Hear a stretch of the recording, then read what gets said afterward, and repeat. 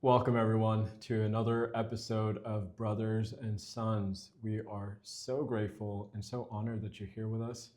If you're tuning in for the first time, we just want to share what we're about. Yeah. Nathan and I started Brothers and Sons a little while ago. We saw the need, we saw the gap for young men today.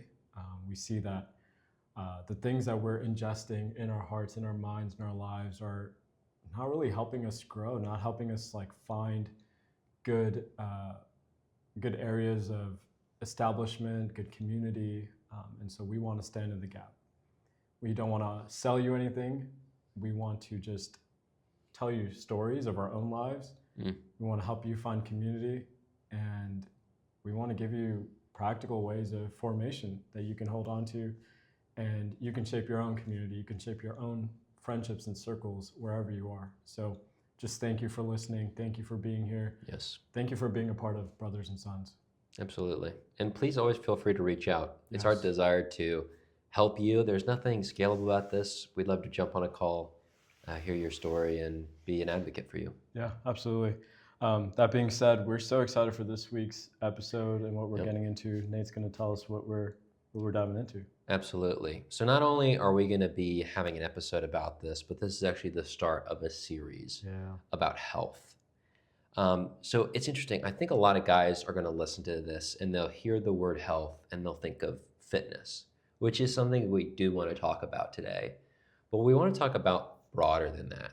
We're calling this series Redemptive Health because we want to cover the full spectrum of what it means to be healthy and the things that affect our lives by our bodies, by our thoughts. And so we're going to cover 4 different movements of that: fitness, nutrition, and diet. We'll next cover sleep and energy. We decided to pull caffeine out of nutrition and put it into that category because we think it makes more sense there. And then mental health. I think it's so peculiar that we often don't associate mental health with health, even though it's half of the phrase. And you feel the effects of it. So we're going to go through that.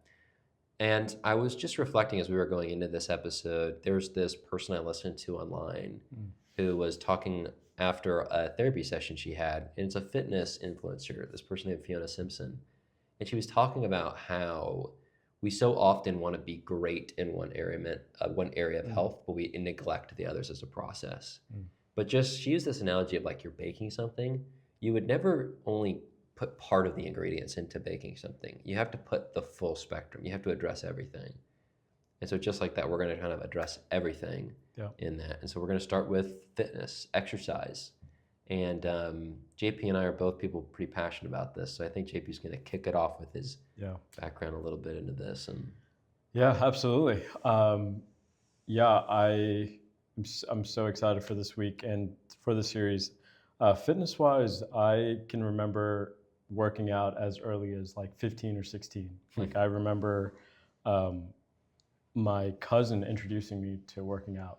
It was so long ago. It feels like forever ago, but I remember trying it out and loving it immediately. Didn't have the best framework for it at the time, but I would say also didn't have the best access to gyms at the time too, around 15. And so from 15, 16, it wasn't until 22 where I would introduce myself to the gym and find actually have a membership and start going. And so it started pretty early on, and I just remember I've loved it. I mean, I've been in it maybe 10-ish years on and off, 10 to 12, and it's been incredible. So I remember I got my membership at Planet Fitness, started going religiously, and then I would say I graduated but maintained the same religious routine of going 6 to 7 days to this day. That's what I do. 6 to 7 days is a lot.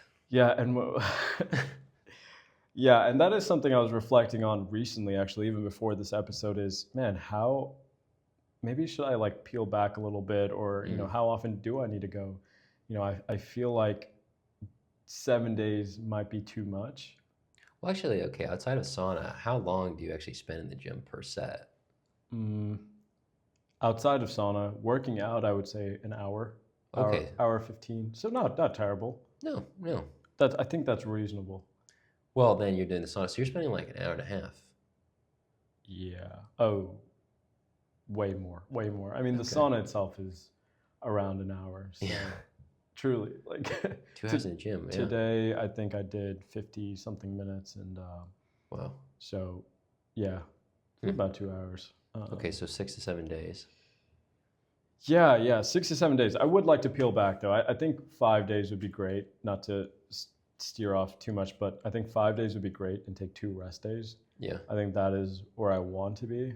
But I think the more I start to like show you guys a bit more truth of why I do 7 days, it's not going to be like, oh, he's just dedicated, So there's a lot of underlying things there.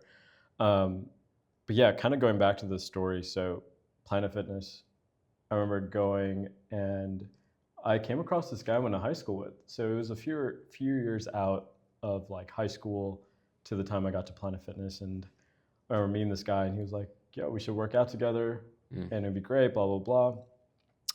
And he starts giving me this advice on like what I need to do, and at the time I'm pretty impressionable, and so I'm like, oh, what do I need to do?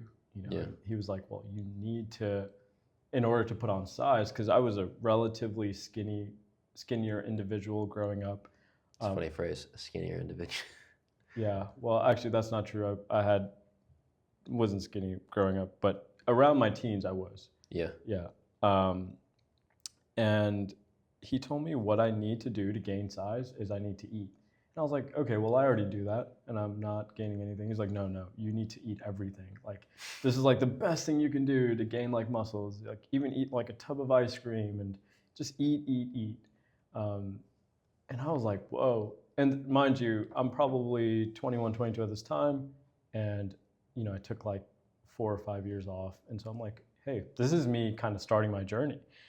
And so I tried that. I like listened to him and I put on like some considerable size, man. And we need photos from this. Dude, I have them. And it's just so crazy to think back because I thought I was getting stronger and stronger. And it's funny because under that delusion, I felt the most positive about my body. Eating ice cream all the time. Dude, I gained so much weight. Like, it's actually obscene. And I probably gained, like 20 or 30 pounds. Wow. And in my head, I'm like, oh, this is what he told me I should do. And I think that's great. And it eventually, the music it all faded. And I started to realize it was probably 2 years in.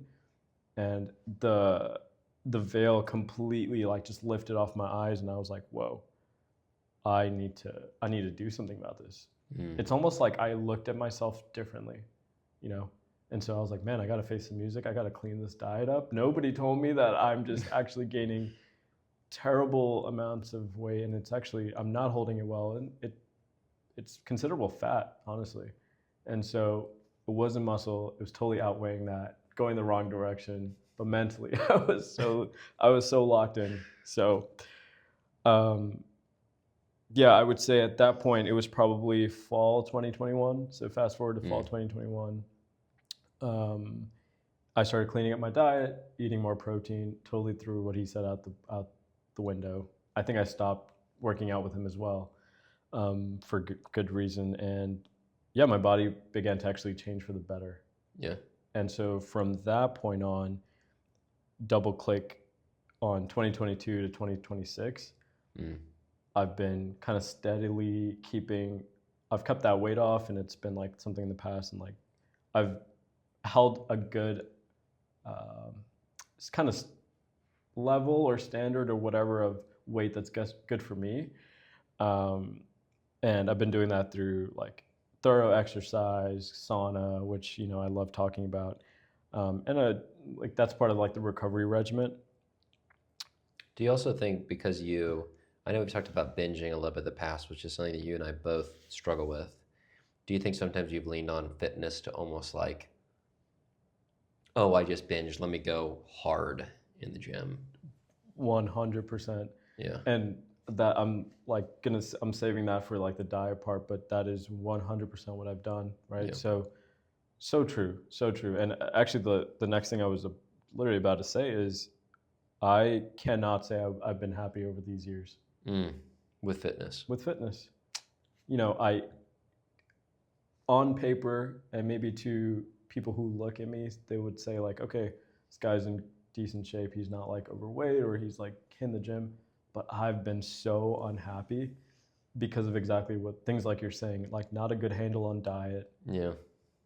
religiously hitting the gym, the sauna to keep that off, you know. And it's for years it was a silent battle, definitely a bit more open now, and now on this podcast completely open. Um, and I would say that's a huge part of my struggle with body dysmorphia. Mm. This vicious cycle of bad relationship with food, which we'll get into diet, right? Going to the gym. I do love working out, so that part is good. The intent there is good, but then So as do I.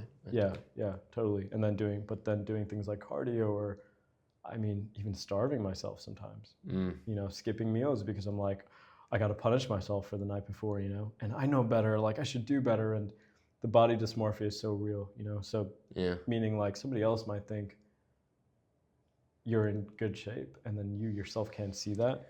Well, you know, and I want to stick like we're trying to be good about like sticking to sticking to diet, Yeah, but but they're so intertwined. they are really intertwined. Yeah. And I also think that kind of this idea of like we call it redeeming because these are all good things like fitness, food. They're all good things, but we've almost like turned them into bad things because like we eat really poorly and we do poorly in the other sections, and then we like often hate ourselves because of those things. And then we almost feel like fitness is something within our control. That's at least something that I've thought a lot. And so it's like if there's like these levers for like all these four things, you're like, oh, I'm gonna push that as far as possible. Like I'm gonna go 7 days a week, an hour, and then you're almost like you almost start to hate something that's like not actually that you actually enjoy. Yeah. But it Yeah. sounds like that's something that you've kind of gotten into a little bit of the trap of. Totally. So it's funny because when I started to turn my life around the past 4 years for the better. Yeah. On paper, yeah, I'm doing okay, but really on the inside, it is not good. So I'm sorry for laughing. I just noticed that you used "it's funny," which is Oh, something I do. you're rubbing off on me. So every once in a while, I'll say "it's funny," and then I'll say something that has no humor No, attached to it. Zero. You just did it. Zero. Oh my gosh, that's All right, I gotta remember. that is guys, actually funny. I gotta remember. If I say it's funny, I gotta say something funny. Yeah. Okay. But yeah, I just want to be heavy on the love now. Like I'm thinking of, hey, this is where I'm at today, because that's how Nathan and I want to structure this series. We want to tell you guys where we're at too. And so this is where I am at today with fitness and exercise and things like that. I love it, but this is what the journey has led me to present day. And I would like to shift towards more love. And I feel like a lot of guys don't really talk about this. You know, they don't address that issue, and maybe that's the problem. And so, yeah, I want to hear yours too, unless you have something to add there. Yeah, I also think with guys, they feel like working out is within their control. And so I think for a lot of people, they always want to pull that lever to do. I kept coming back to this analogy because you feel like you can control it. So if you screw up in another section, you can always go even harder in the gym. And I notice it like so many guys who like to work out end up hating it after enough time. And it's something interesting I know is you and I have very different backgrounds across like our faith, across money, across like our family's background. But I think actually you and I have a lot of synergy across health in our background. So like even to my own story, I didn't work out a lot as a kid. I think I ran commonly because my dad ran, and it was like he trained for a marathon. I remember that pretty vividly. But it wasn't really a thing until, and I've mentioned this in past episodes, but when I was like 16, I went to the doctor and he just sat me down and was like, he actually called my mom out of the room. He was like, I just want you to know that based on this, you're on the line of obesity. And next time I see you, you'll be obese. Which, as a note, I really wish this doctor well. This is like a very poignant and painful experience in my life. And Yeah. I can mark a lot of my life as before and after Wow. this moment. And I bet he didn't think twice about what he said in that moment. Yeah. So, to our friends who listen who are doctors, I just want you to know that like your words have power. Yeah. Um, Big impact. but also, Yeah. I, if that doctor is ever listening, like I completely forgive you. But I full throttle, like, oh, I need to lose weight, boom, gym, right? So like the cool thing was my parents were on board with it. We all went and got subscriptions at like Retro Fitness, No way. and I was like, hour a day, I'm gonna go 6, 7 days a week. Around what age is this? 16 to maybe 18. Okay. And like at first, I just did a lot of running. I was also a little bit more, I'm gonna say, cocky at these ages, and like going into something I had zero experience on, I was like, I got this. But so for a while, it was like no progress. But then I think I started to, you're in a gym, you just start to see things. Yeah. I started to like find things online. I started to piece it together. My workout like was still really bad, like no stretching. It was just like very much weight heavy. Yeah. But between 16 and 18, like I lost 50 pounds. Like I was tracking it all the time. Like it was a really cool, it was almost like a Rocky type moment. Like, like the music's in, you're like running. I really love that. But how did you, I'm curious, like how did you lose, that's a substantial amount of weight in 2 years. I mean, I think, Was it like vigorous diet, exercise, or are you cutting back on your meals? cutting back mostly. Yeah. It depends on, I think this goes into our topic on health, but it depends on like the metrics you choose. So like the only metric I had was my weight. And so like if my weight was stabilized, I just eat less and work out harder. I don't think I had a good grasp on like what to eat. So it was just more like a quantity, which by the way, we'll get into this with the nutrition thing. But as I reflect on it, like it really was portions that killed me and got me to that level as a 16-year-old. It wasn't so much binging. That's more something I've done after. But I just ate a lot less. I would cut food and then excessively working out and like micro tracking it like every day. Wow. It's really incredible for a 16 to 18-year-old. Like, yeah, I mean, it was a lot, but I also was so focused on it. It was like my life in some ways. So, and I think that's actually like something I would say here is like, for the guy that's listening that's overweight, you can lose the weight. Yeah. I would say that there's a better way to go about changing your health, but if you're looking to just like, it's one of those things that's like, you can. Yeah. And I think there's also value to that statement as well. Yeah. The idea that you can, and that was it. Like every single day I tracked it on a schedule, which exercise day I had, I tracked my weight, I tracked which of my exercises I did, like did I get through 60% of what I wanted to do, 70%. And I slowly tried to increment how much I could do and the weights that I would do. I ate less. I started to track how much I ate. And I was just going hard on it. And I lost the weight, Yeah. But that's kind of similar to how I approach like my sauna use and exercise and running and cardio and all those things. Like I feel like I do, just the person I am, I go pretty hard. Yeah. Like I know that's my limit is like I try to push through like whatever limit it is and push past that. Yeah. But I would not encourage somebody to do that. But like you said, you're right. They can lose it. You can find something that's sustainable. And I think that's the key word for me that I've been looking for the past few years. Like, man, how can I find a framework that's sustainable and where I can maintain this over a lifetime, where it's not me chasing after excessive use of something, binging, and then excessive use of working out, binging, excessive, so. Well, and it's a hard line. I think it's a really hard line to hit. Like, even to finish up a little bit of my background, like, through college, I gained like 30 pounds of that back. College, just a brutal season of life. And then in the last 2 years, I lost another 20 pounds and I like stabilized my last year. Wow. But to your point, like, I realized that because I didn't focus on the other sections, my weight was solely dependent on how much I worked out. So it was like the reason I gained that weight in my first 2 years is because I just didn't have enough time to work out that much. And so that like the lever, I couldn't pull it that much. And so I gained a lot of that weight back, and it's also college, all those things that go on top of that. But then my junior year, I was able to work out a lot more. And again, like you kind of develop that unhealthy habit.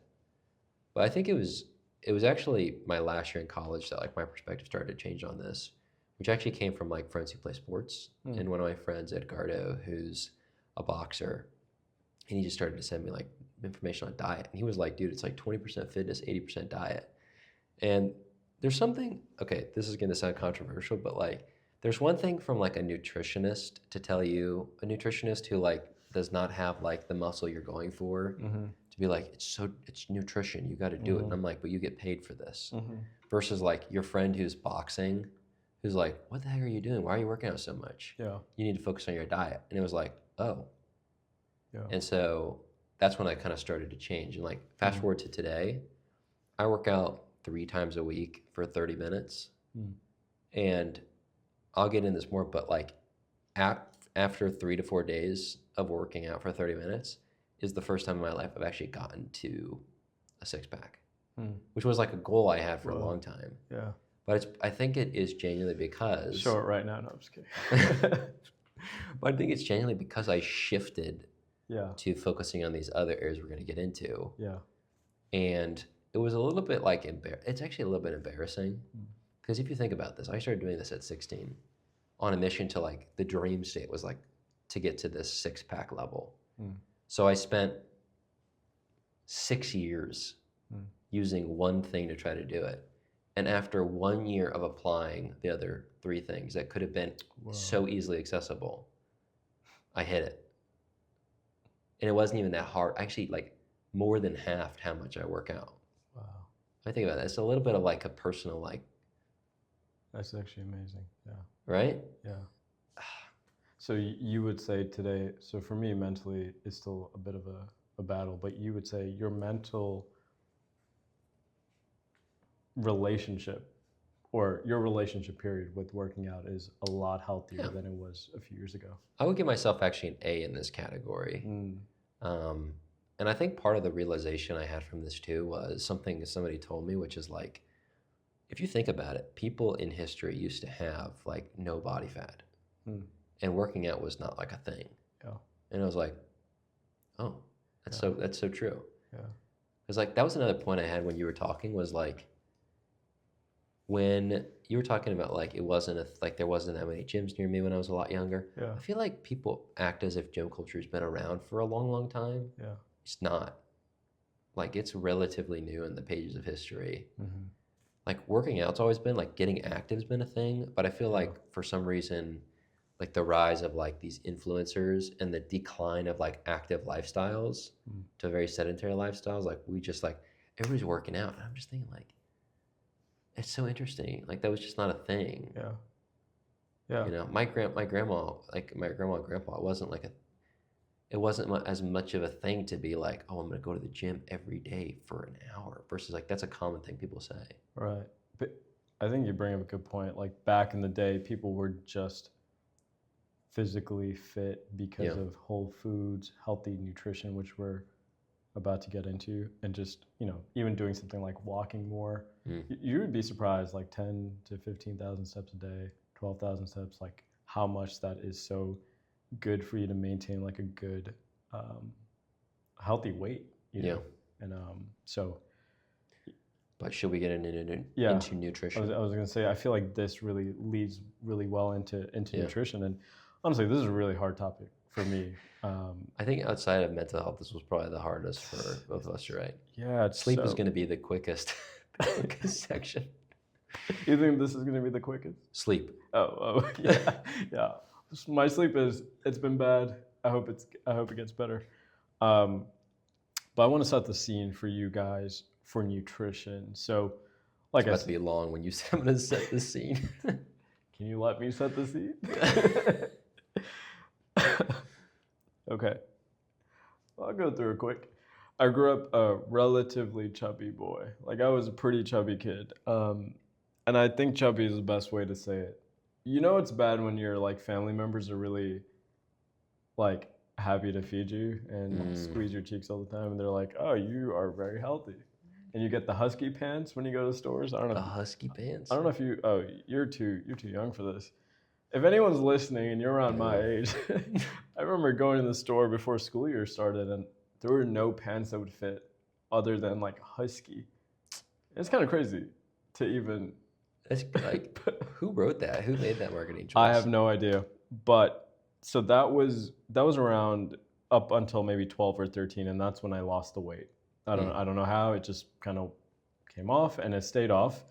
And then around 21 is when I started like a different journey with food, I would say. Yeah. So I would start to eat excessively, but then I thought it was a healthy size, muscle, the kind of my Planet Fitness journey time. That's like the time frame there.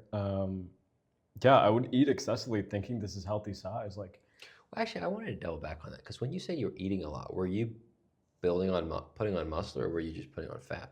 so here's the thing, and that's a good question. So it was both, because as someone who never really gained weight past like 125, 130 pounds, Yeah.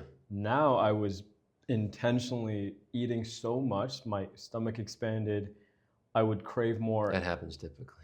And so I would go to the gym and I would work out, but Yeah. because of the rate of like how much I was eating was so much, like so much food, like constantly. Yes, you could work out pretty hard, and those are like newbie gains, they call it, and you could see muscle through it. But looking back, it was definitely more fat than muscle. So, But I know what you mean. Like you are building muscle at the same time. It's maybe a little slower than it would be if you ate more clean. totally.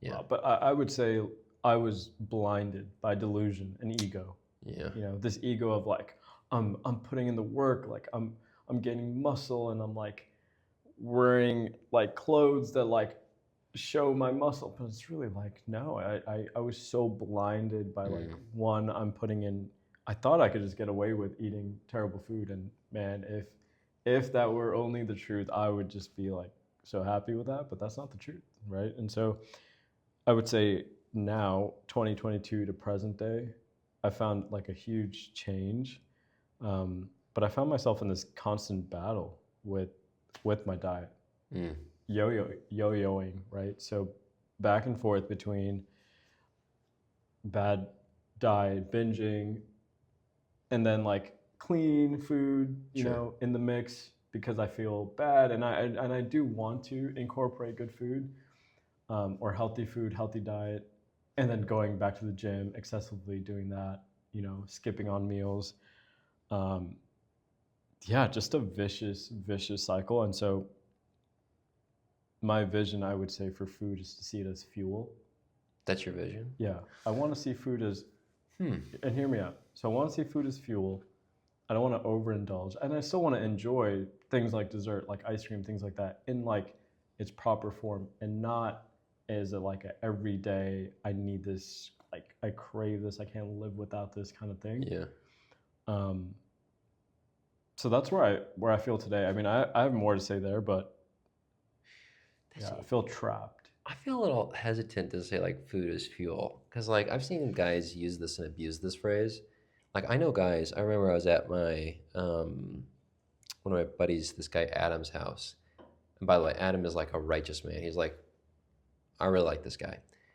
He was telling me, I was like, food is fuel. Eat the same thing every day. And as somebody who did that for a while, like I don't know. It's just like I can't imagine that's like what we were designed for, to eat the same thing every day, or like to treat it like macros type of stuff. Yeah, and that's just a good comment. I definitely don't mean it as a need to eat the same thing every day. Yeah.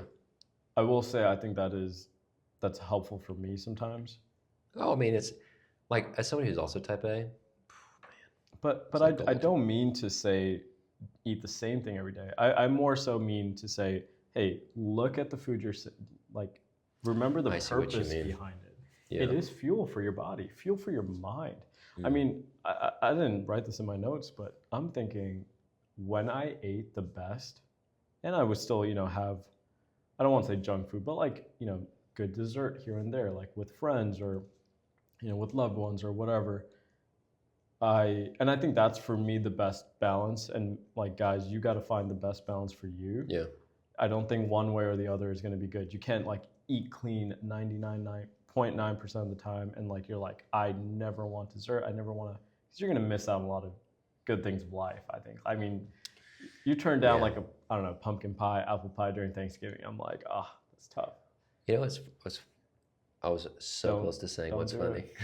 He's about to say something not funny at all. So guys. I was listening to a pastor, I'll leave it anonymous, who was saying like, oh, I go between fasting and eating junk food all the time. And I was saying like, that's just not good. That's Bad just not, theology.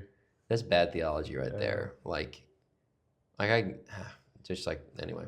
And Thought that's for another time. that's something I would love to dive into at some point. But Yeah. yeah, so that's what I mean by fuel. So you view food so differently, like even your coffee and your dessert, even your pastries or lunch, or you're like, hey, this is what I was going to say earlier, is when I was eating and had a good relationship with food, it's happened in kind of moments in the past few years. When I was doing that, I would feel amazing mentally. Mental clarity, like no fog, best sleep, best workouts, It's best like body, mind, soul right there. Totally. So I think that's what I mean more of like, the fuel part. Yeah. But today, yeah, it looks like, hey, I eat clean half a day. And then at night, this other personality walks in the room and JP just goes completely out the door. Like he leaves the room, man. Like it looks like a crime scene the next day, guys. Like there's crumbs everywhere. I'm like, what happened here, folks? Like, oh boy, like, and then I can't help but live through like a shame cycle of, Yeah. I can't believe I did this again, And so that's where I am at today with food. I would like to see food differently. I don't even need to say the word fuel. I just want to see it differently. I want to have a better relationship with food, because I'll still find myself today in social settings, like saying no to things or saying like, I don't think I could have that today. Or like, Yeah. No, I do know what you mean. Like you want to like, well, that's what we're talking about. It's like redeeming health. Yeah. And the last thing I want to say before we go into, your commentary here, is the weight scale, dude. I've talked to you a lot about this because you weigh yourself like every day? I weigh myself twice a day. And guys, it is not good. And I know it's not good. And I want a better relationship with that too. Which I also think about this because as somebody who's like, we talk more about working out, you're at this kind of point where the majority of what you're doing is building muscle, which actually puts on fat. Puts on weight, and it drops fat because muscle takes on more weight. Yeah. So you're actually like your metric, you're trying to lose weight. Yeah. But you've also been putting on muscle. So what's happening is your fat is getting constrained in two sections. And you're already a pretty lean guy. Yeah. So it's kind of I appreciate it. it's a tough. You're welcome. That's the best compliment I can get. But it's like kind of a hard metric. Yeah. For you to be in. Totally. Yeah. So, and I say this to Nathan and I are being vulnerable so you guys can. Yeah. So you guys can have more conversations with men in your life and be honest with yourself. You're hearing this from a guy who is overly obsessed with the number on a scale today. And I would like for that not to be my future. And I think that's the cool thing about Brothers and Sons is, and we are trying to offer formation, but we're also sharing stories of where we're at. Well, yeah, and I also think like what we're asking guys to do is examine these things, not to have it all figured out. Totally. I feel like society wants you like, oh, like if you find something in your life that it's not figured out, you have to figure it out immediately. There's also like some things on here that I don't have figured out, and I don't have the capacity right now to work on it, and that's okay. Yeah. Can you walk me through like a bit? Like I want to hear about your diet and like what that's looked like. What's interesting, I had to write notes about my background because, to be honest, I don't think nutrition, like in the sense that we're talking about it now, was that big of a part. So like I grew up pretty well on food. My mom's a good cook. We'd have family dinners, like normal American kind of way of being right there. And even after this experience, like when I was 16, the metric in my mind that became valuable was not what I ate, it was how much I ate. Mm. So the only thing I track nowadays, I track more of like what I eat. That in the past, I used to only track calories because I was trying all these ways to like cut, and calories always was like very impactful. So I kind of stuck to that. And I mean, I think it was only when I was probably about 19 that I started to hear about, well, I think I always knew about it. You know about it as a kid. The only time I like started to take it seriously. And I was like, whoa. And I think it actually was from, there was this series on Netflix called Down to Earth with Zac Efron and this guy, Mm. Darren Olean. And Darren is like the bumbling idiot in the show, but he is like incredibly smart guy. And he wrote this book that I read, and I was like, wow, it's all about like superfoods and how these can change your life. And I started to learn about this, but to be honest, I was kind of like in and out. I was going to college, so you're often just buying what's available or making like what you can. And then after the end of college, I started to like discover Casey Means, and this was when I started to talk Mm. to my. By the way, Casey Means has a political side. I'm going to totally separate myself from that, but not because I'm against it, but because I have no idea. I don't know what her Mm. political stances are. So started to hear about those things, and with my friend Edgarda, who was like, "You got to start working on your diet." I started to learn about it, and that was like, wow, it was just such a bad thing.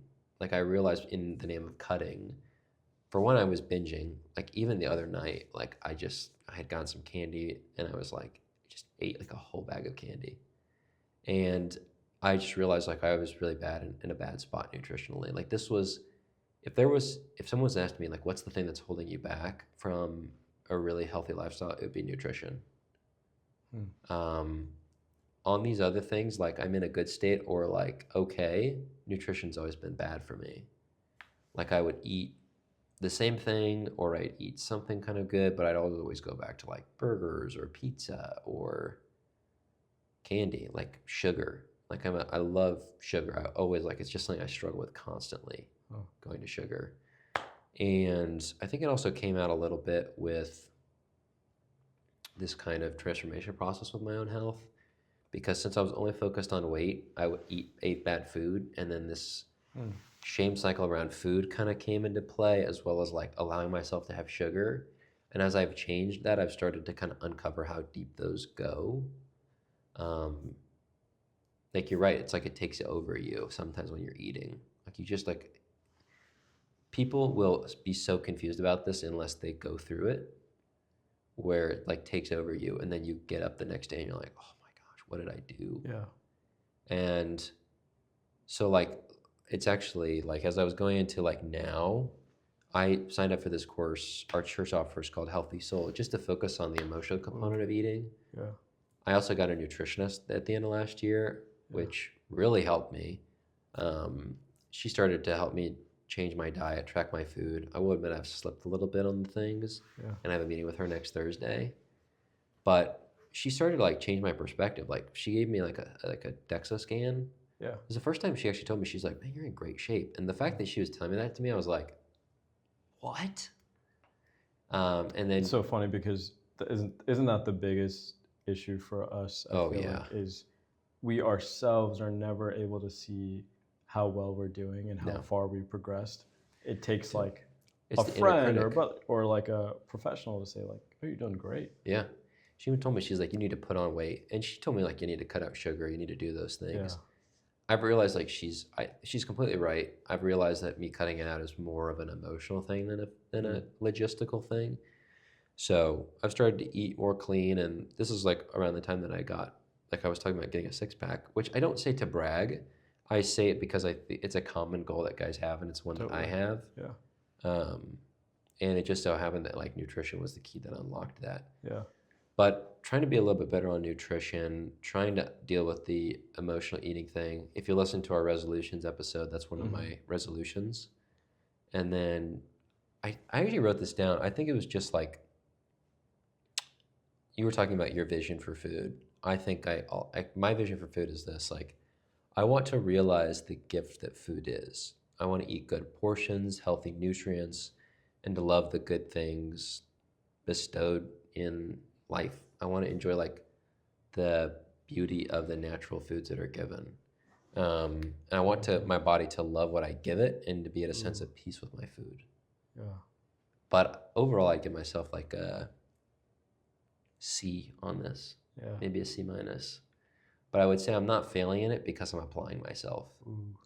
Yeah, that's one thing. It's like we are recognizing Yeah, the issue and like the faulty things in our heart or our bodies totally. and doing something about it.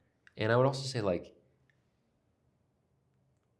it's really hard because eating is often a solo activity. Ooh.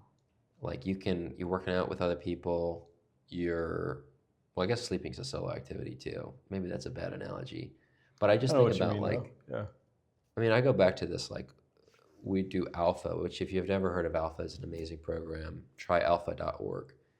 And they talk about like what tempts you the most. And then this is like a topic that tries to talk about Christianity. Yeah. And you would think people would talk about sex first, and they all talk about like, well, they don't all, but the most talked about thing is food, and then sex, and then the other things.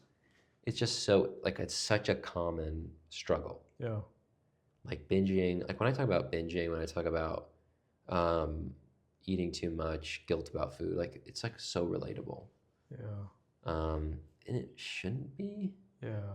Like food should be such a beautiful thing, but it's just been like so depraved. Honestly, now that you're mentioning it, I can't think of spaces with guys where somebody's like, "Hey, I'm killing it with food. I love food. I have the best view on food." And you're right. Like it shouldn't be the opposite way of like, "Ah, man, I just had another night where I just, binge on pizza or ice cream or beers or whatever." But that is more common and more almost uniting. If Yeah. you ever notice it, like when you're talking to guys, like, yeah, me too. Or, everybody's like, yeah, me too, me too. Like that's what my night was looking like too. And that's why I'm here in the sauna or in the gym or, running or XYZ. And so, no, I completely agree. And then just for folks listening, I actually had a question on your story so you said growing up, you had a good relationship with food. It was more so the portion, right? And then where's I guess, where did you go from there to binging? Like I want to see the bridge there, I guess. Maybe I missed that. Yeah, it was just hard to put my finger on. Like, it was the portions that got me to the place of being obese. And then as I look back, I started to cut the food, right? But in that, I started to allow myself to have sugar because I realized, like, oh, I can only have this many calories per day, but I can definitely have candy or I can definitely have bad food. Now, I didn't realize like that often put me in a bad state because I'd have to stick to my calories and I'd just be hungry because candy makes you hungry still. Well, it doesn't make you hungry, but it does deal with your hunger. And so it was often a miserable state. So it never made me feel good. And then when I started to realize it was bad for me, I started to feel shame about eating it. But I also felt like a lot of pleasure and it was accessible and I could do it in private. Yeah. We're going to talk about like things like pornography or addictions, alcohol. Man, this is just like something you can do alone that brings shame and is easily accessible. Bad formula. Oh my gosh, the amount of guys that get stuck into thing where like those are the common things. But food was definitely that. Like I think like it was always so accessible. Like if I was struggling or if I was stressed, I'd just go get something sweet. Because it's like it wasn't like in terms of other things that I've done, like vice-wise, that they've always raised like, oh, you shouldn't be doing that. But I was like, I don't know why I was like, oh, I can have candy. Like that's the fine one to go to. But then I just feel a lot of shame after it, and then it just kind of became this death spiral. Maybe that's like not a great explanation. No, but that makes sense. That makes sense because you're weaning back, you're cutting out a lot of foods, but then you found sugar. Maybe you try to fit it into your calorie intake and like you said, spirals. And also because I like candy, people know that I'm often gifted it, which is a bad. Yeah, please don't. Like it's just not helpful for me. I also think, and I know you'd agree with this, but I often find I can eat best or do anything best when I'm in community. And it could be one person. It could literally be if I'm going to my friend's place for dinner, hey, I'm going to eat healthy or I'm going to eat a good portion. But it is when you're alone in your room and you know the groceries and the things that you're buying, what's available. Yeah.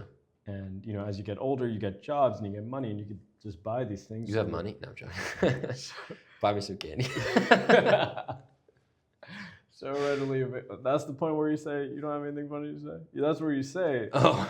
Anyways. You know something funny is. Anyways, this is how we veer off topic. But I think that is just, and that's just a note I wanted to make. I'm not saying, guys that are listening, that you're going to always be able to have a meal with a friend or a brother that you are doing life with, or a partner or whatever. But that is just a framework that kind of stood out to me recently.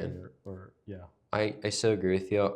Before we get into sleep, I want to add this note on here, which is having done ministry with people that are not, like, I was raised in a household that, like, I saw my parents climb from nothing to being in a very good position financially. I was also never in an environment where we were in these predatory markets. And when I started doing ministry with guys and mentor guys that were in those markets, like you see in poor parts of New York, I would go to these areas and I would just realize, A, how hard it is to get access to really good food there, and B, how easy it is to get. And I know those seem like the same thing, but I'm putting them in different categories. Like everywhere you go, ad for McDonald's, Dr. Pepper, Mountain Dew, terrible foods. Yeah, I mean, that Dr. Pepper sucks. So yeah, well, I know you don't like it, but I also think about it's nothing will make you. I will never in my lifetime invest in McDonald's. I think it's shameful what they have done. They onslaught, attack these groups of people. I mean, it makes my blood boil a little bit just talking about it, because let's just call it what it is. It's greed. These people have manifested their greed, which, by the way, people always say I'm going to deliver extra shareholder value. Just replace that with greed, right? Because what they're doing is they're going after people that struggle to eat well and have access to it, and they're just hitting them again and again and again with terrible food. Yeah. And people always I wonder how America gets so obese. I can answer that question for you. The majority of Americans are struggling financially, and these companies just prey on that. And it's just vicious. I mean, I think about the amount of ads I see after a long day, and I guarantee you they're timing it to after you get out of work. When you've had a bad day, that one time, every once in a while, everybody has one. Yeah. You're what do I do? You go online and boom, sugar. Yeah. Just so frustrating, Yeah. But, the good thing is they'll have to stand to justice for what they've done. Yeah. So, anywho, that's my deep breath. Yeah. Sleep.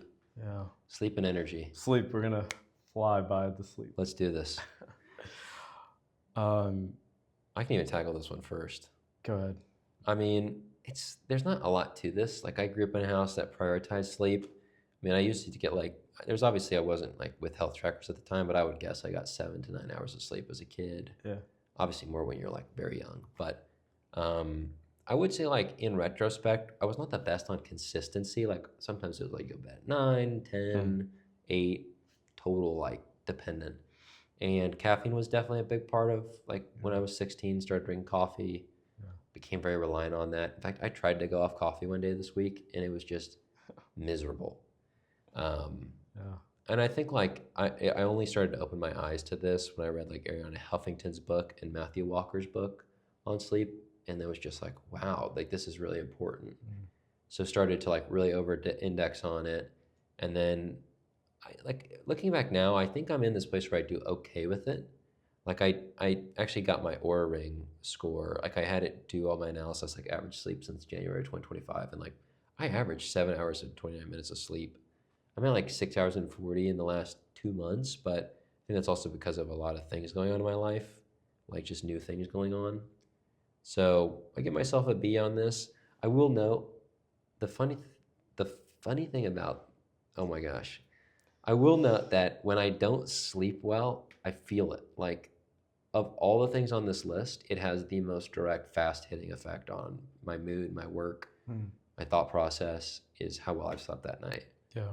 So the fact that we're talking about it the least, and I've thought about it the least, and done probably the least work on this one, says something. Yeah. But I'd also say, like, in my mind, a B I'm comfortable with. I'd Yeah. like to get that up to 7 hours by the end of the second half of the year, like by June. And for people listening, when are you going to bed? When are you waking up usually? I'm not that bad about this part. I said I tend to get to bed at 10. Okay. And I get up at 5. Yeah. I'd say if I'm doing really well, I get to bed at 9:30. Mm-hmm. So that's where that 7.5 hour Okay. window is. Nice. But I will say, actually, quick note. I didn't have this in my notes, but this last year is the first time twice I've had insomnia where I couldn't sleep through the night. And that's something I was like, I need to think about that. And I don't really know where insomnia comes from. yeah. But I mean, you also juggle a lot on your plate. so, yeah. In terms of like caffeine too, like how many cups of coffee do you think you're drinking? I'd say I caffeine in average general? 2 to Yeah. 3, but I've definitely gone extreme in this category to like 6 Okay. a day. Yeah. I think it's also hard because we judge it in cups, but at like milligrams is probably the better Yeah, one. that's And what I don't- mean, like caffeine intake, I guess. Yeah. I mean, like I'm having 2 to 3 cups of coffee. Yeah. So maybe like, well, actually, I'm not going to try to guess off the top of my head, but like, Sure. I imagine if you're pumping 1 to 2 like of these like super caffeinated drinks, that might be even more. There's Yeah. probably a better. And We'll you- dive you- into it more on our episode on Sure. sleeping caffeine. Okay. But yeah, sorry, I didn't mean to neglect your question. You know, you're good. That definitely answers. I will breeze through sleep and caffeine, but I'm looking at the notes and I feel like I have a chunk of things. Hey, let's talk through it. But I guess I want to always tell you guys in like a story form, just to give you the best Storyteller. vision. I'm actually not a great storyteller, but I don't know if I agree with that, but I appreciate that. When I think of sleep, it takes me back to I would be shocked if you even know this thing, but back to like Skype and Uvu days. Do you know Uvu? oh, I know Skype, but I Do you know Uvu? don't No. know. It was kind of like similar to Skype or FaceTime today. So I remember, man, like growing up, I would just be like, yeah, Uvuing or Skyping my friends at night and like, or watching endless TV. Uvuing, my friends. Yeah, I don't know if anybody Doesn't ever. rub me the right way. I don't know if anybody actually used those terms, but I would be first person. actually, yeah, I don't think there's Uvu anymore, but for my people who are listening who remember Uvu, you guys are the real ones. Those are the real ones. But I remember It's just you guys. You're the only. it's real- probably like just myself and one other person. the founder of it. They're probably dead. But didn't even use it himself Yeah, probably not. or herself. But I got into an early habit of not sleeping early. Mm. Not sleeping well, and I would sacrifice like the quality of sleep for temporary things like, FaceTiming my friends at night or endless TV. And that's probably what it was most of the time, is like just endless media. And so I remember I would almost like not praise myself, but be so like, I'm staying up again. Like, oh, I didn't get any sleep. It just felt like a really cool thing to say. And then I also started drinking coffee really young. Like it's so embedded in our culture. Like what age you think? Maybe even like 12, 13, like pretty young, I would say at least. Tea, coffee are just like huge parts of like having chai is a huge part of the Indian culture. So, and then around 2020 is when I started to really focus on my sleep patterns, and I was like, man, I'm not doing this right. I am an insomniac. Like I cannot sleep at night because of years of intentionally not going to sleep. Yeah. I was like, I need to reverse this somehow. I've never heard someone say insomniac, by the way, but Yeah. And so I just took an intentional like change of course in life, and it was really hard at first to force yourself to sleep at like 9 or 10 o'clock when as a kid, I mean, I was sleeping at like 3, 4, dang, 5. 3. And waking up at honestly a decent time too still. So I'll be operating on like a few hours of sleep. And so that was it was not easy around 2020 doing that, but I eventually got into a rhythm of once you force yourself, or once I was forcing myself, I actually eventually got to like around 10 or 11 o'clock sleep. So that was like a holy miracle. Like that was crazy. 10 hours of sleep? No. Like, sorry, going to bed around 10 or Oh, 11 o'clock. getting up at like 7? Yeah, around Yeah. 7. Yeah. It's like 8 hours, 9 hours. Yeah. And then I would say while I was on the right path, I would say a few things kind of came into my life, a few bumps along the way. It could have been so many different things. And I'm not sure exactly what it is, or what it was, but those small bumps undid everything. And so in short, man, that was probably the past 2 years, I would say. I was going to say, so for context, you are always doing things with us in New York City, and you're Yeah. moving into the city, but you Yeah. still live in Yonkers. Yeah. So you get back sometimes at like 12 or 1. Yeah. And then you're just like, yeah, it's just a kind of a death spiral right there. Dude, it is the worst. Yeah. So that also being said, I'll also sometimes have like dinner that late. And that is like a 10 o'clock dinner. I mean, guys, this is not the framework for life. Yeah. And these are the recent 2 years, and anybody who's around me, including Nathan, like I've said so many times, I've not had good sleep in like 2 years. And so that is something I'd love to get back. And it's not even like I'm not getting enough sleep. It's the quality of sleep. So I'll sleep like 8 hours. I work from home, so I can get up at a comfortable time, not like running to catch a train or anything in the morning, or there's no like long commute. So it's not the quantity of sleep, it's the quality. And I've had one good night of sleep, and that was recently, maybe a month ago. Can't tell you what I did to get that right. So that sleep, and then caffeine, I would say the relationship with coffee and caffeine has gotten a lot better too. So yeah, I went from maybe a few years ago, I was doing like 5 to 6 cups a day. I'm thinking pre-workouts, coffee, 5 to 6. things And like that. You had a little bit of a shock when I said 5 to 6. You were like, wow. Yeah, I totally forgot that was actually that was me for a long time. And then it wasn't until I started bringing that to like a community setting, saying it to friends I was meeting along the way, and they're like, "Man, that is not good." And so I started to wean back. So today I would say coffee or caffeine probably at 3 to 4 cups. But I also think there's a lot of benefits to caffeine. Yeah, no, I agree. So, I mean, I think it's just like, I think you got to be, there's such thing as like too much of a good thing. People over-index on caffeine too. Plus, people also love to believe facts that they make up. Well, not they make up, but like, I remember when people used to believe like red wine was really good for you. Like, to get to the amount of red wine that you actually need to get the cardiovascular benefits they talk about is like I'm not just talking about glasses, I'm talking like bottles. Whoa. So it's just like a totally like, someone got a stat about if you have this much red wine, it's really good for you, and then they just totally decontextualized it. Yeah. I think sometimes people do that with coffee. Like, coffee's good for you, but like once you go beyond 3 cups, it's like, or like 3 cups of caffeine worth. Yeah. I think it's like 400 milligrams. It turns to be bad for you. So I'm not in good shape then. I'm probably like 600 a day. What is your ideal like vision with caffeine?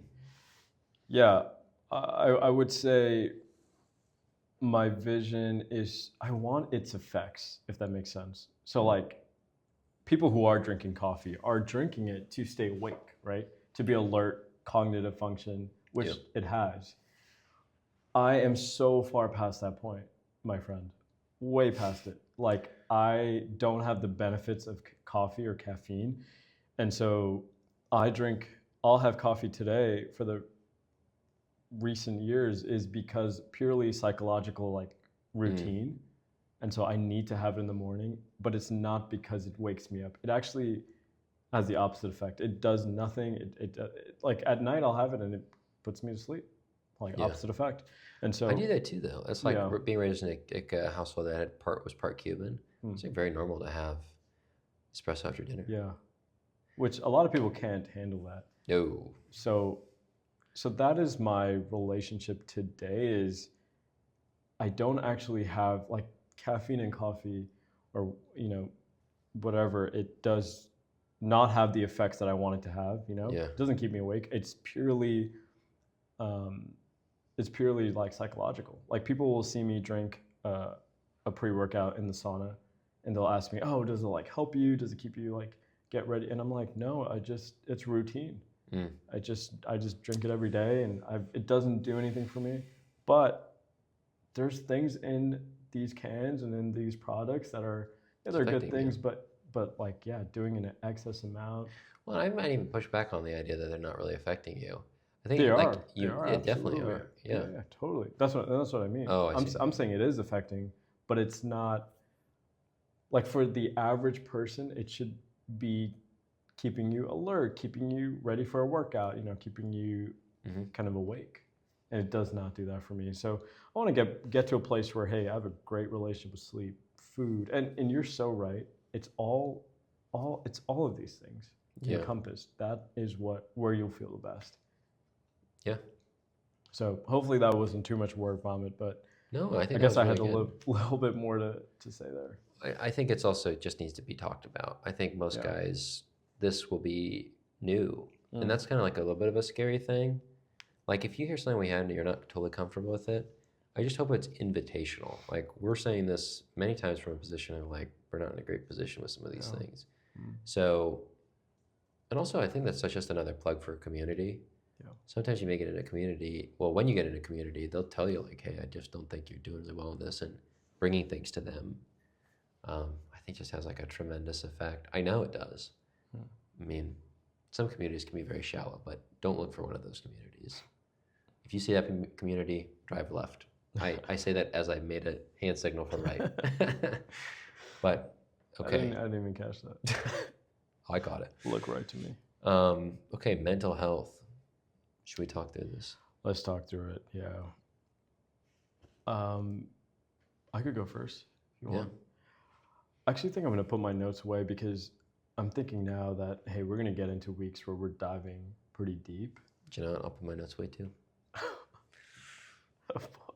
Off script right here. Oh, no. Okay. We don't have a script, actually. We don't read each other's notes. That's right. But we do because we're sharing stories from our own lives to try to like we spend time trying to remember the stories.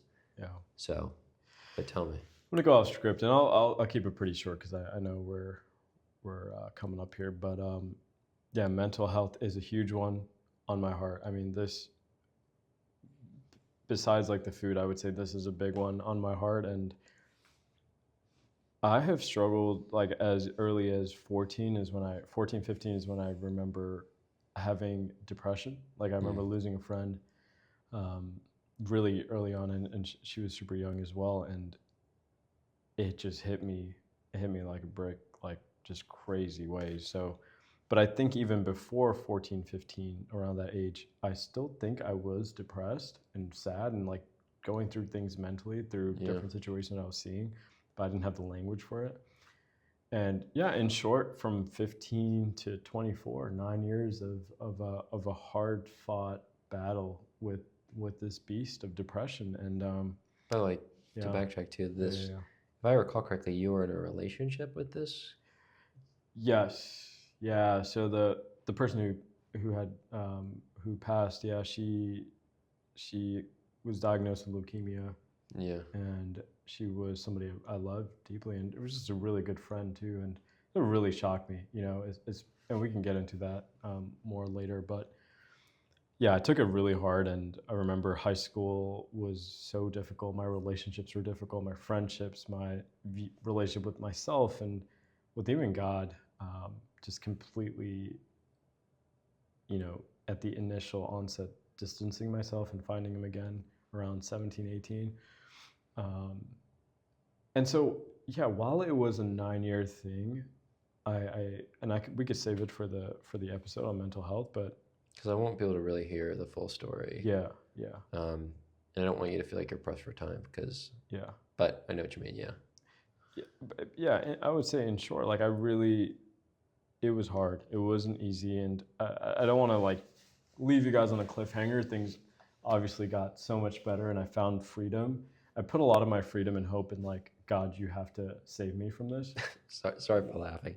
It just makes me think of like this the this hardest skit. parts of my life. No, it just makes me think of this skit I saw where it's like, you're you're watching a movie and it's like you see the main character like something happen and you're like, oh my gosh, did they live? And then you're like, wait a second, this movie is about them. Of course they live. Okay.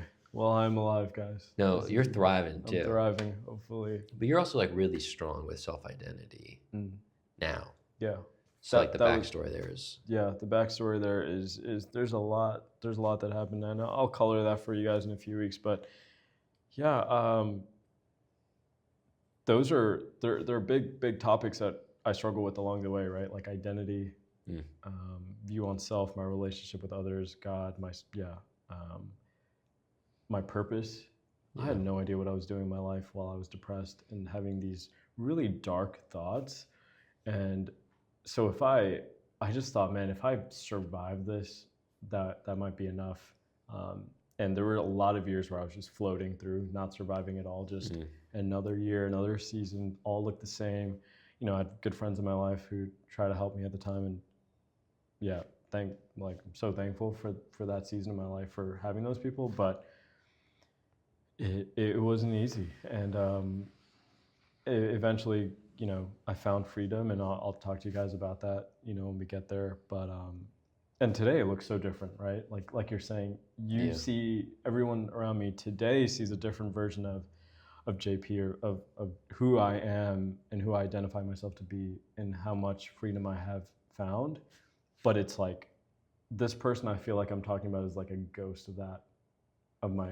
It's a, you know, it's my former self that, you know, I don't identify with. But honestly, now that I'm thinking about it, it's a huge part of my it's a huge part of my story, huge part of my testimony that I like to, now that I think I am called to share with more people. Yeah. But even along the way, the last thing I'll say here is, even when I was deep in that depression, and I think this is just how I was formed, I just always had this heart for people. And so even when I saw other people, you know, falling into like depression, or, you know, really negative thoughts, or, you know, toxic relationships, I always wanted to help them.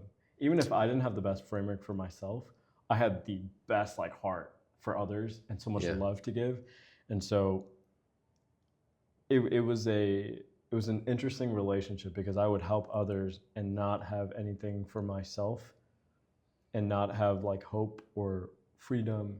And so today I have a much like, one, I have freedom, I have identity, I know who I am, and I'm growing and healing in a lot of areas, but I have grown and healed as well, almost fully, I would say. So yeah, because I have a thought and a question on this. Like, one is, our next episode is going to be like, how do you position yourself for healing, for change?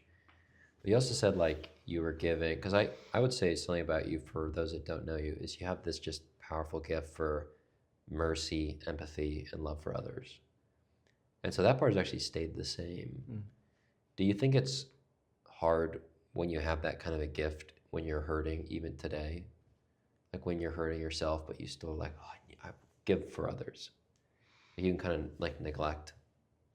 That actually feels the easiest part of my life. It feels like an extension of my heart, you know? And so, yeah, I could be having the worst day, but if I know somebody is going through it, and I don't mean to say it to like toot my own horn at all. I just truly, this is my heart, is if somebody is going through it, I'm always so happy to be there.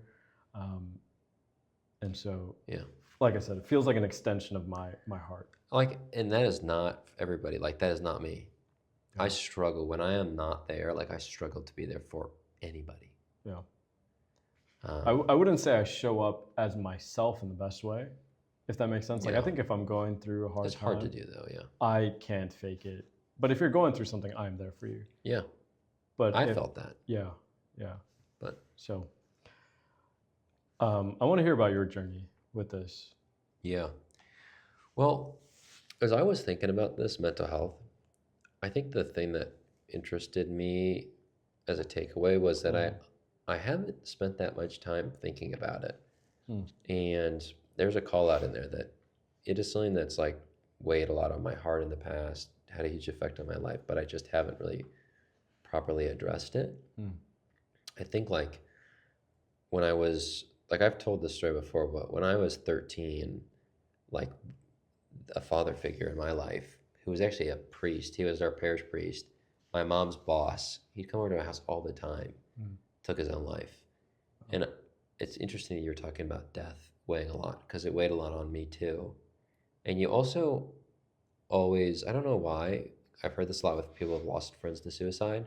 They fit their own responsibility into it, Mm. almost like to try to get control, but it ends up biting them. Like I was talking, I remember exactly where I stood. It's one of the like core memories that I think I'll hold until I die Mm. of like being in the back of the church the day before he took his life, asking him to go to a movie, Wow.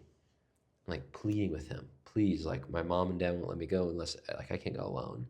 Please, let's go see it. Like I was 13.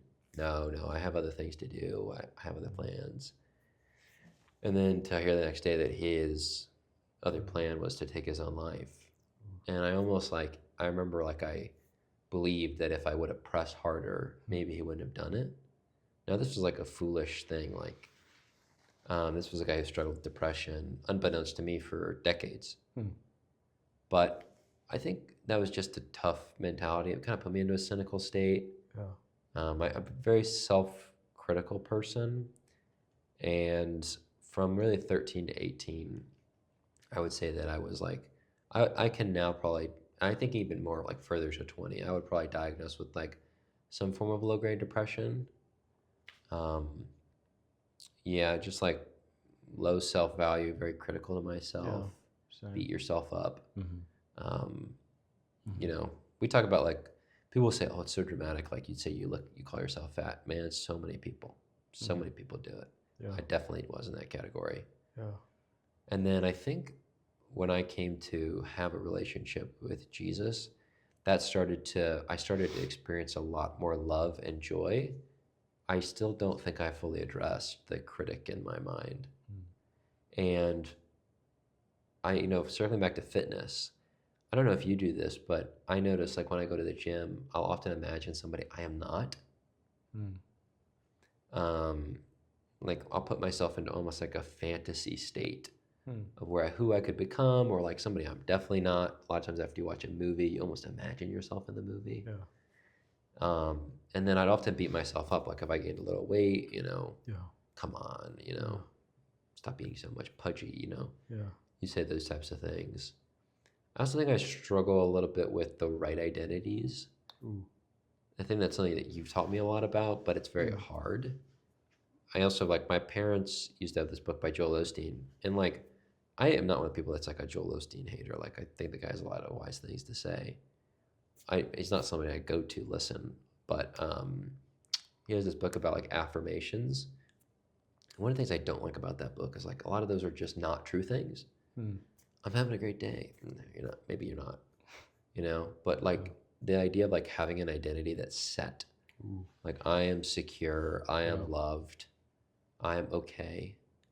I don't think I've done a good job of instilling those. Yeah.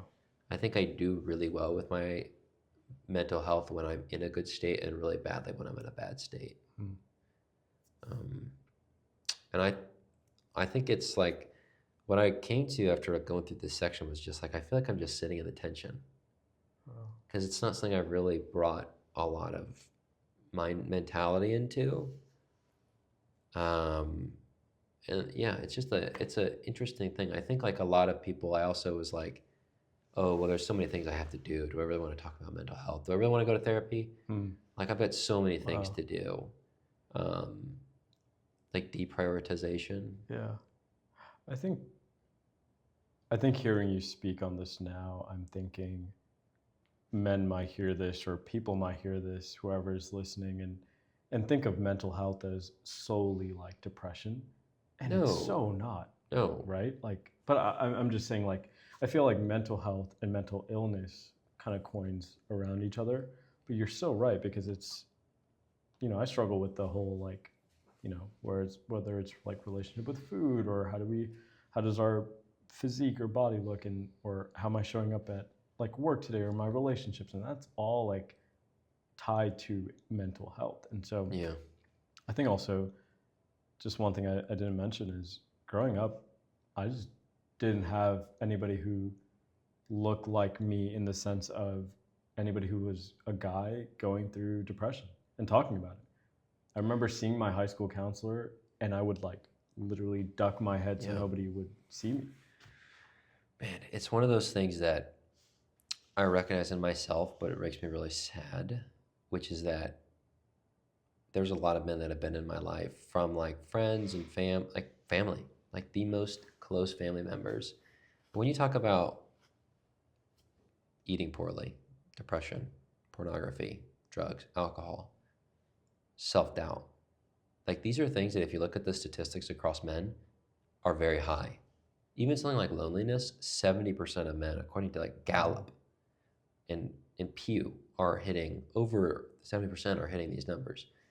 The amount of guys that are struggling with food, it's in the high percentiles, and yet they're never or rarely talked about. And I just think about this, like people, like I've had several people mention to us, like, "Oh, wow, so you're very vulnerable in this story," and I'm just thinking, like, it should be normal, because like it shouldn't be two guys on the internet talking about these things and you're hearing it for the first time. Like when I have kids, they will hear me talk through the things I struggled through, because most likely they will face the same circumstances that led to me struggling as they will. I think about like when I was in college, and the same is true with you.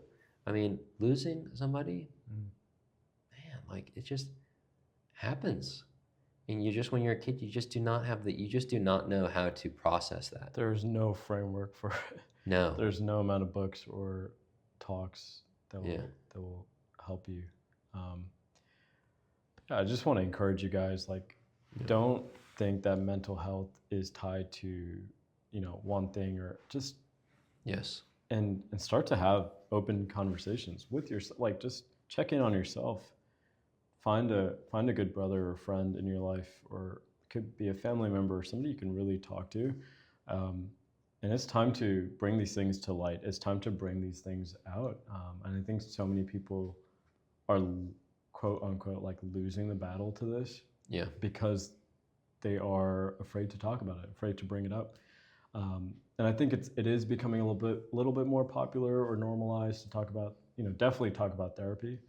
But I think there needs to be more of a rally, especially around young men going through this, and older men, or wherever you find yourself in the stage of life. And something a friend of ours told me recently, having lost a friend, is, man, Justin, like nobody, like God doesn't make you, like give you this portion or give you depression or give you mental illness as like this is your punishment. It's it stinks, it sucks, it's like part of the life that I had to like live or go through or whatever, but it is not like life's way or God's way of punishing you. And there is freedom, as somebody who found freedom from depression and anxiety. And yeah, I encourage you, and I'm sure Nate, like from Nate's heart too, like he encourages you, like that you can find freedom. It starts with conversation. It starts with just raw honesty. Yeah, what we're doing here. But speaking of transformation, speaking of light, speaking of these things, to end us off, I just want to say that JP and I, like as we talk through these things, these are all things that surround shame. But you've heard JP and I talk about shame in the past. And that really comes because JP and I are both followers of Jesus. And while not everybody who listens to this show is, we just want to tell you a little bit about who this person is. Yeah. A guy who came down, who is God, who comes down not to condemn us, but out of love goes to the cross and bears our sins so that we can come into communion with God. And by trusting in him, by accepting his gift, it says, for the wages of sin is death. What we've been given is this life, and that's it. But by his grace, the gift of his life is eternal life in God. To be able to call God Father, it's the Son in brothers and sons. We're not just brothers to each other, we're sons of God. And if you've never heard about Jesus, I would just encourage you to reach out to us. We're not going to try to like hold something over your head or force you into something. We just love to point you in the right direction and find somebody who'd be willing to sit with you in this. So, absolutely. JP, would you be willing to pray us out? Absolutely, I'd be honored. All right. Heavenly Father, God, thank you so much for this day. Thank you for this moment. Thank you, God, for a time like this where we as men can come together and bring things to light. God, as we can look to you as our only hope. Thank you for the ways that you formed Nathan and I and the ones who are listening. Wherever they find themselves, God, thank you for your work. Thank you for what you're doing in our lives. Thank you, God, for instilling it in us, like this vision for hope, this vision for a better way of life. Like life does not have to be this way. We do not have to struggle with the same things anymore. We don't have to hide in darkness and just not tell anybody about what's going on deep in our hearts. No, like this is the time to find victory, to find freedom, and to find hope. Like there is more. Like Nathan was saying, like you give us hope. You give us hope for eternal life. Like we are not just living for the things of this world anymore. We're not just being formed by the systems of man. We're not just living for, to make X amount of money and have this many houses and this many kids. Like, no, God, there is a better way. And so, God, I just pray for those who are listening right now to experience like a powerful touch of your love and of your hope and a fresh vision for life, God. Thank you, God, that Brothers and Sons was birthed from like our hope for more for men. We want to stand in the gap, but this is also your heart for men too, God. And we just want to stand in the gap with you. And God, I just pray that, as we go about today, this would touch the hearts of many and revive like hope and fire in hearts today as we find healing and hope and restoration and life in you. God, thank you that you call us for freedom. You call us to know you. You call us to life. And in you there is life. So I just seal all of these things in your precious name. Jesus, amen. Amen. All right, guys. Well, we love you. We're excited to continue along this series. And the next episode is going to be about how to posture yourself for change and things that we're currently working through. So we're excited to do this together. We love you. Love you guys. All right, bye.